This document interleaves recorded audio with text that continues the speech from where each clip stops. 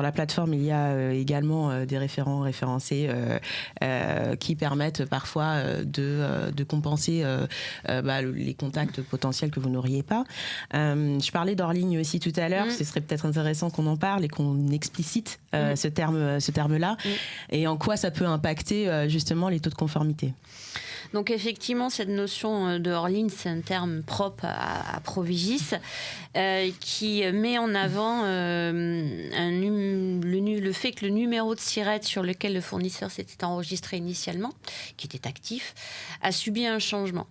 Est devenu inactif.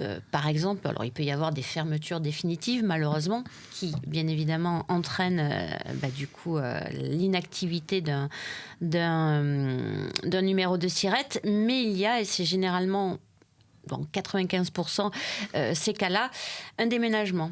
Le déménagement entraîne un changement de numéro de SIRET. Et on a pu constater d'ailleurs que certains fournisseurs, même au-delà, les entreprises, n'étaient pas forcément au fait qu'un déménagement entraînait la création d'un nouveau numéro de SIRET. Donc, quand on intègre une base, on s'occupe, en s'appuyant sur l'expertise d'un partenaire, de nous assurer de la véracité de ces données identitaires.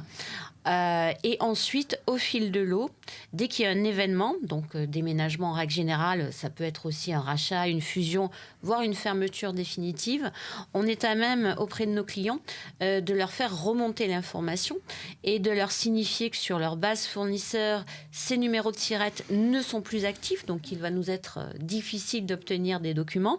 Et on est force de proposition, soit pour fermer et puis pour que nos clients mettent également à jour leur base interne, ou alors de faire de ce qu'on appelle des transferts de suivi.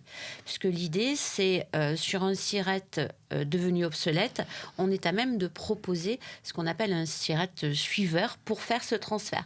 Donc l'idée aussi, c'est de pouvoir pousser auprès de nos clients ces informations-là pour qu'ils puissent mettre à jour leur base interne, puisque, comme je disais, un fournisseur qui déménage n'est pas forcément au fait que son numéro de SIRET va devenir obsolète, et après, ça peut entraîner des problèmes jusqu'au paiement de certaines factures.